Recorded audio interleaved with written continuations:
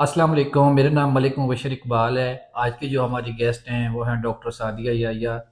Doctor Sadia Yahiya जो हैं वो Sadia Yahiya hospital and test baby centre Jorabad की ऑनर हैं। तो आज इनसे बहुत सारे क्वेश्चन हम करेंगे, बहुत सारी इंफॉर्मेशन इनसे लेंगे। अस्सलाम वालेकुम मैडम, क्या हाल है आपके? वालेकुम सलाम। कैसे हैं डॉक्टर साहब, आप ठीक हैं? अल्लाह का शुक्र है, बिल्कुल ठीक हूँ। अच्छा डॉक्टर साहब, ये बताइएगा कि आपने एमबीबीएस कहाँ से की है और स्पेशलिस्ट कहाँ से आपने की है, इसके बारे में। एक्चुअली बेसिकली तो मैं लाहौर से हूँ, लेकिन मैंने जो एमबीबीएस है वो सरगोदा मेडिकल कॉलेज से किया है। और जो मेरा बैच था वो 2006 से 2011 पाइनियर बैच था, मतलब ये कि सबसे पहला बैच सरगोदा मेडिकल कॉलेज का, जहाँ से मैंने ग्रेजुएशन की। उसके बाद मैंने हाउस जॉब जो है वो लाहौर से की है। लाहौर जनरल हॉस्पिटल से मैंने हाउस जॉब की है, और 1 ईयर की हाउस जॉब होती है, और उसके बाद पोस्ट ग्रेजुएशन होती है जिसमें सही है। एफसीपीएस की डिग्री होती है, जो कि मैंने गायनी और ऑप्स डिपार्टमेंट में, वो भी जनरल हॉस्पिटल से ही की है। अभी जैसे वो आप जो है ना ये बताइएगा कि आप करंटली आप देखिए अभी आप कहाँ कर रही हैं, आपका सेटअप कहाँ है, आपका क्लिनिक किस जगह पे है? करंटली ऐसे है कि मेरा जो सेटअप है वो जोराबाद में है, सही है। और ये 14 ब्लॉक सरवर शहीद रोड पे है। सादे hospital and test baby centre के नाम से है। जी सही है। और मैं फ़िलहाल यहीं पे प्रैक्टिस कर रही हूँ। इससे पहले मैं डीएचक्यू जोराबाद में पोस्टेड थी, लेकिन मैंने कुछ अर्सा वहाँ जॉब करके रिज़ाइन कर दिया। एज ए जी सही है। कंसल्टेंट मैंने वहाँ काम किया। दूसरा जैसे आप जो यहाँ सादी है hospital and test baby centre चला रही हैं, इस हॉस्पिटल के अंदर आपने कौन सी ऐसी चीज़ यहाँ रखी हुई है, कौन सी ऐसी फैसिलिटी है जिससे जो है ना पेशेंट्स को फायदा हो रहा है, या बहुत सारे पेशेंट कोई नई चीज़ है आपके सेंटर पे, इसके बारे में थोड़ा बताइए। हम्म। अच्छा, ऐसा है कि जब मैं लाहौर से यहाँ शिफ्ट हुई थी ना, तो मुझे ऐसा लगा कि जो यहाँ पे सबसे ज़्यादा ज़रूरत है वो इस चीज़ की है कि जो बे औलाद हजरात हैं उनका इतना अच्छा प्रॉपर सेटअप नहीं था कि उनको एक प्लेस मिले जहाँ पे वो प्रॉपर ट्रीटमेंट करवा सकें। तो बेसिकली ये उन लोगों के लिए है। बेसिकली यहाँ नॉर्मल डिलीवरी सेक्शन सब कुछ सही होता है। है, लेकिन प्रेफरेबली मेरी चॉइस ये थी कि मुझे इंटरेस्ट भी था कि इनफर्टिलिटी में, जिनके पास औलाद नहीं है, उन लोगों की ज़्यादा हेल्प की जाए, उनका ज़्यादा रीसेंट तरीके से उनको सहूलियात दे के उनका इलाज किया जाए। आपको वैसे में क्या लगता है कि जोराबाद खुशाब के अंदर जैसे कि इर्द गिर्द के जितने भी गाँव हैं वहाँ यहाँ इनफर्टिलिटी के ज़्यादा प्रॉब्लम्स हैं, क्या ज़्यादा पेशेंट्स हैं? और इतने छोटे से गांव में आईवीएफ सेंटर एक बड़ी चीज़ होती है जो आपने यहाँ लॉन्च की हुई, जो आप इस सेंटर को चला रही हैं, तो आपने यहाँ क्या देखा है कि इस सेंटर में? बिल्कुल ऐसा है, यहाँ पर पेशेंट जो है बहुत ज़्यादा निगलेक्टेड होते हैं। सही है। दूसरी बात, यहाँ पे क्वैक्स की प्रैक्टिस ज़्यादा है। सही है। तो वो बेसिकली उनको अप्रोच करना, क्वैक्स की तरफ जाना उनको ईजी लगता है, तो वो उस तरफ ज़्यादा अप्रोच करते हैं निस्बतन कि वो किसी एक प्रॉपर जगह पे जाए जहाँ पर इसकी स्पेशलाइज्ड अवेलेबल हो और प्रॉपर इलाज करें। दूसरे जैसे भी एक और भी बात बताइएगा, अक्सर पेशेंट होते हैं फर्टिलिटी वाले वो मुख्तलिफ जो है ना देहातों में या कोई लैब से वो ये ट्रीटमेंट करवाते रहते हैं, जब आपके पास आते हैं उस वक्त उनकी कंडीशन क्या होती है, या वो क्या वो प्रेगनेंसी के काबिल होती भी हैं या नहीं होती, जितना अर्सा वो हीरो मेडिसिन भी खाते रहते हैं उनको फायदा भी नहीं होता, तो आपने उनको क्या डायग्नोज किया, या आपने क्या देखा उन पेशेंट में? बेसिकली जो यहाँ पर जो मेन इश्यूज मैंने देखी है ना, जो अगर हम बिग सिटी से कंपैरिजन करें तो ज्यादा है। सही है। एक तो ये कि जैसे मैंने पहले बताया कि क्वैक्स को अप्रोच करना इजी होता है इनके लिए, सही है। उनके पास ये जाते हैं और डिफरेंट ऐसे मेथड्स करते हैं जो कि सेफ नहीं होते। सही है। उसकी वजह से दो बड़े इश्यूज ये हो रहे हैं कि जो ट्यूब्स हैं वो इनकी बंद हो जाती हैं, और सही बेसिकली इनको सही है। पता ही नहीं होता कि इनकी ट्यूब्स बंद है, और वो मेडिकेशन लिए जाते हैं। उसका रिजल्ट ये होता है कि उनके जो एग रिजर्व होता है ना, अंडे बनाने जी की जो सही है। सलाहियत है, जो उनकी 51 साल पे ख़त्म होनी थी, वो बहुत छोटी उम्र में ही ख़त्म हो जाती है।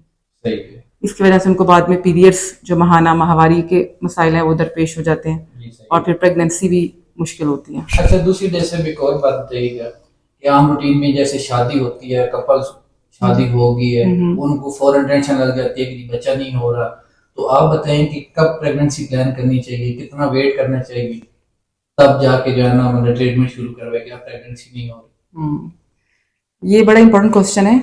बहुत से कपल्स को ये प्रॉब्लम हो जाता है कि विद इन 1-2 मंथ्स वो भागना शुरू कर देते हैं कि प्रेगनेंसी नहीं हो रही। शादी के पहले साल में यूजुअली 80-85% लोग प्रेग्नेंट हो जाते हैं। सही है।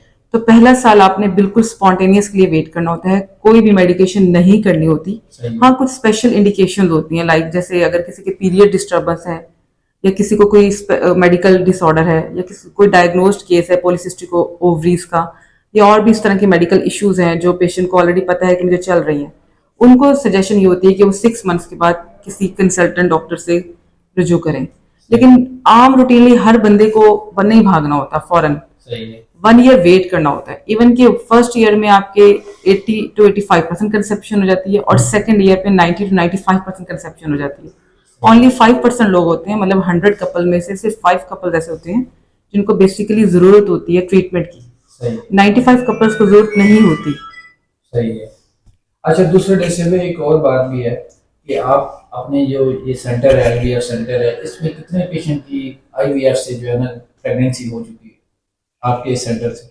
अभी तक हमारी ऑलमोस्ट 15 पेशेंट्स की कंसेप्शन हो चुकी है, जो कुछ अंडर प्रोसेस हैं, कुछ प्रेग्नेंट हो चुकी हैं, कुछ डिलीवर हो चुके हैं। इस सेंटर को डेसे में कितना अच्छा हो गया? 3 ईयर? इसको ऑलमोस्ट 3 इयर्स हो चुके हैं। अच्छा, 3 ईयर के अंदर 15 पेशेंट जो है ना ऑलमोस्ट प्रेगनेंसी जी। हो चुकी है आईवीएफ से। जी, बाकी जो कुछ 5-6 पेशेंट ऐसे हैं जो कि अभी चल रहे हैं, उनकी प्रोसीजर्स हो रहे हैं, तो अवेटेड रिजल्ट्स हैं उनके। और दूसरे डिसीजन पर बाकी ये भी बताइएगा कि चलिए ये तो आईवीएफ से उनको प्रेगनेंसी हुई है, और बाकी जो पेशेंट हैं जिनको मेडिसिन से ही आपकी प्रेगनेंसी हुई है, वो तो कितने पेशेंट होंगे?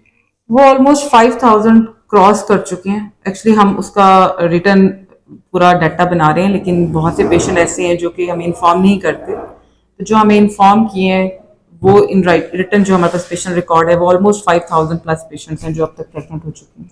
दूसरे डिसीजन पर जो है ना एक और भी है, अक्सर जो है ना ये जो देहात के लोग हैं ये अक्सर ये क्वेश्चन करते रहते हैं कि हमने आईवीएफ तो करवा लेते, इसमें प्रॉब्लम ये है कि ये जो है ना किसी और को स्पर्म रख देते हैं, जी हमने क्यों करवाए, हमारा तो अपना बच्चा ही नहीं है। तो इसके लिए क्या होना चाहिए, इसके लिए क्या करते हैं आप? देखिए, ऐसा नहीं है।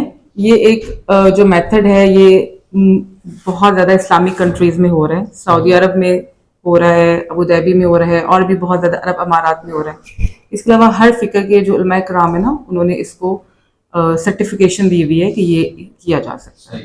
ठीक है। और दूसरी, अगर आपको डाउट हो तो जब आपका बेबी बर्थ होती है उसके बाद आप डीएनए टेस्टिंग करके उसको कंफर्म भी कर सकते हैं। अच्छा, डीएनए टेस्ट से कंफर्म हो जाता है कि ये स्पर्म किसका है? बिल्कुल ऐसा है। और हमारी इस्लामिक कंट्री है और हमें ये अलाउड नहीं है कि हम किसी और का स्पर्म एंटर करें। तो जो कपल का जो हस्बैंड होता है उसी का ही स्पर्म रखा जाता है फीमेल की बॉडी में। इसके अलावा जैसे बेस हॉस्पिटल में और कौन सी फैसिलिटी है जो आप यहाँ दे रहे हैं? इसके अलावा हम लोग जो रूटीन के आम प्रोसीजर जो बाकी सारे हॉस्पिटल में हो रहे होते हैं, नॉर्मल डिलीवरीज, ऑपरेशंस और गायनी के जो प्रोसीजर्स हैं, वो मेडिकल स्टोर अवेलेबल है, लैब में टेस्टिंग हो रही है, और हमारे पास आईयूआई लैब है जो हमने रिसेंटली भी स्टार्ट की है। दूसरे अवेलेबल एक और भी है कि 2 पेशेंट्स आए थे, वो कह रहे थे कि ट्यूब के टेस्ट के बारे में कि यहाँ जो है स्पेसिफिक तरीके से जो है ना टेस्ट किया जाता है, तो वो कैसे करते हैं? जैसे आप जो एचएसटी होते हैं ट्यूब टेस्ट की खास तैयारी होती है, सही। जो औरत को, जो भी पेशेंट आता है उसको एक्सप्लेन की जाती है। जैसे पीरियड्स के 8वें दिन पे किया जाता है, उससे पहले प्रेपरेशन होती है, एंटीबायोटिक कवर होता है जो उसको दिया जाता है।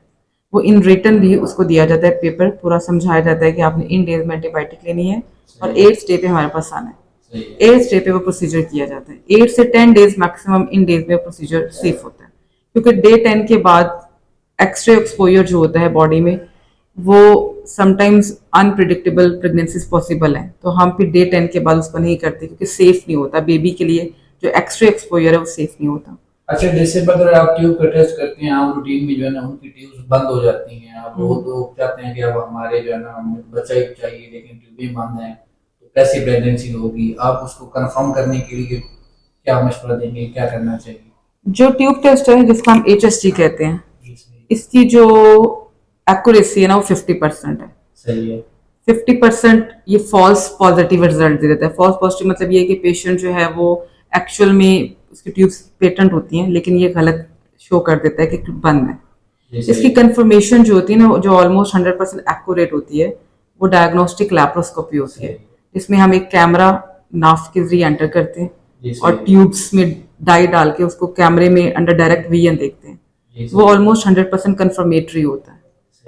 अगर उसके बाद भी अगर उसमें लगे कि आपने पहले एचएसजी की है, ट्यूब उसमें भी बांधे हैं, डायग्नोस्टिक लेप्रोस्कोपी में भी ट्यूब्स बांध आई हैं, तो उसके बाद फिर पेशेंट को क्या करना चाहिए प्रेगनेंसी के लिए? अगर तो HSG पे भी ट्यूब्स बंद हैं या फिर डायग्नोस्टिक से कंफर्मेशन हो गई है, तो फिर उसके लिए जो ऑप्शन होती है वो IVF की होती है।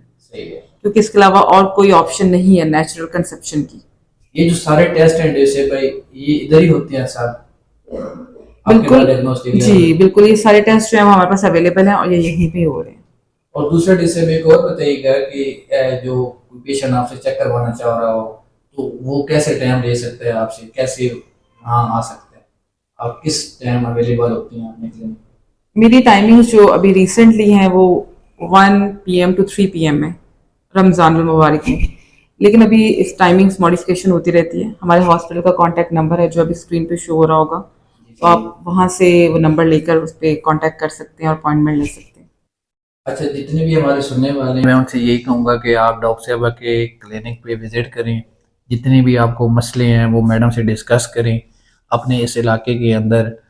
और एंड पे मैं ये भी कहूँगा कि आप हमारे इस पेज को फॉलो करें, जो वीडियो हमारी है वो मुख्तलिफ ग्रुपों में शेयर करें ताकि लोग तक पहुँच सके। Thank you so much.